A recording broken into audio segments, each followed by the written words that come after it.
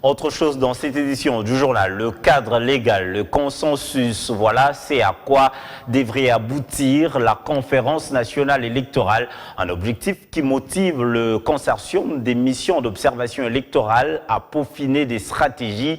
Ces différents acteurs ont 2 jours d'intenses travaux pour proposer leurs textes qui devraient être soumis aux conférenciers. Les détails de cet élément avec Dieudo Mwamba. Et nous avons l'obligation. Le consortium des missions d'observation électorale nationale avec des organisations de la société civile balise le chemin de la mise à jour du cadre légal électoral consensuel, unique référentiel en prélude du Forum national sur les réformes électorales prévues avant la rentrée parlementaire de septembre.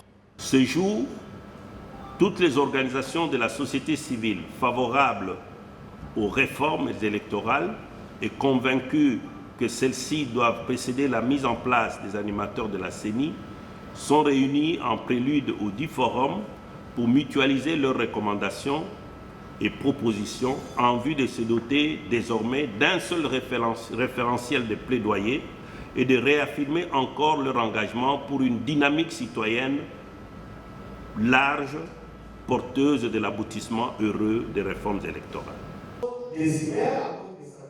De ces assises devront sortir un texte commun de projet de réforme pour toutes les composantes de la société civile favorables aux réformes électorales, notamment le renforcement de l'intangibilité de certains dispositifs, mais aussi la nécessité de modifier certains dont les raisons seraient réellement fondées. Au stade où nous sommes, il serait bon de réfléchir sur 2 actes. 1. Identifier les articles à ne pas toucher au niveau de la réforme et chercher à les protéger davantage, notamment en redéfinissant la notion de l'immunité pour que les responsables de leurs transgressions répondent en justice. Pourquoi ne pas obtenir l'imprescriptibilité pour la transgression volontaire de certaines dispositions capitales de la loi électorale? 2.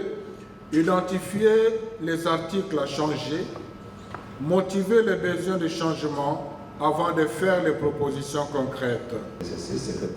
Cette démarche de la SENCO, l'ECC, la CIMOCEL, la ETAR aussi et le collectif 24 envisagent parmi les recommandations une campagne de vulgarisation sur l'importance des réformes auprès des communautés. Une retraite en vue pour les derniers réglages pratiques du forum dans 20 septembre.